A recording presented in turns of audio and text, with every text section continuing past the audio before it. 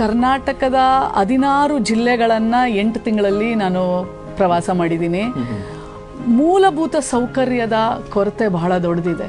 ಅಂದರೆ ಕುಡಿಯೋ ನೀರಿಂದ, ಆ ಊರಿಗೆ ರಸ್ತೆಗಳಿಂದ, ಚರಂಡಿಗಳಿಂದ, ಮನೆ ಮೇಲೆ ಸೂರಿಂದ, ಆ ಊರಿನಲ್ಲಿ ಸ್ಕೂಲ್ಗೆ ಹೋಗ್ಲಿಕ್ಕೆ, ಕಾಲೇಜ್ಗೆ ಹೋಗ್ಲಿಕ್ಕೆ ಬಸ್ಗಳ ವ್ಯವಸ್ಥೆ ಇರಲಿ, ಮಹಿಳೆಯರಿಗೆ ಎಸ್ಪೆಷಲಿ ಹೆಣ್ಮಕ್ಳಿಗೆ ನೀವು ನೋಡಿ ಋತುಮತಿ ಆದಮೇಲೆ ನಿಲ್ಲಿಸ್ಬಿಡ್ತಾರೆ ಶಾಲೆನ. ಯಾಕೆಂದರೆ ಹಲವಾರು ಕಿಲೋಮೀಟ್ರ್ಗಳು ಮಕ್ಕಳು ನಡ್ಕೊಂಡು ಹೋಗ್ಬೇಕಾಗತ್ತೆ, ಕೆರೆ ತೋಪುಗಳ ಮುಖಾಂತರ ಹೋಗ್ಬೇಕಾಗತ್ತೆ. ಇದು ನಾನು ಹಳ್ಳಿ ಗ್ರಾಮೀಣ ಮಟ್ಟದಲ್ಲಿ ಕಂಡಂಥ ಸ್ಥಿತಿ.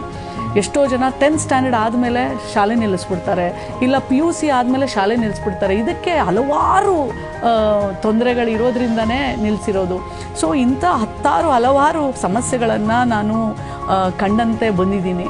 ಅದನ್ನು ಮುಂದಿನ ದಿನಗಳಲ್ಲಿ ಮಾನ್ಯ ಮುಖ್ಯಮಂತ್ರಿಗಳ ಗಮನಕ್ಕೂ ಸಹ ನಾನು ತಗೊಂಬಂದು ಅದಕ್ಕೆಲ್ಲ ರೆಕಮೆಂಡೇಶನ್ ಸಹ, ಪ್ರಸ್ತಾವನೆಯನ್ನು ಸಹ ಸಲ್ಲಿಸ್ತಾ ಇದ್ದೀನಿ.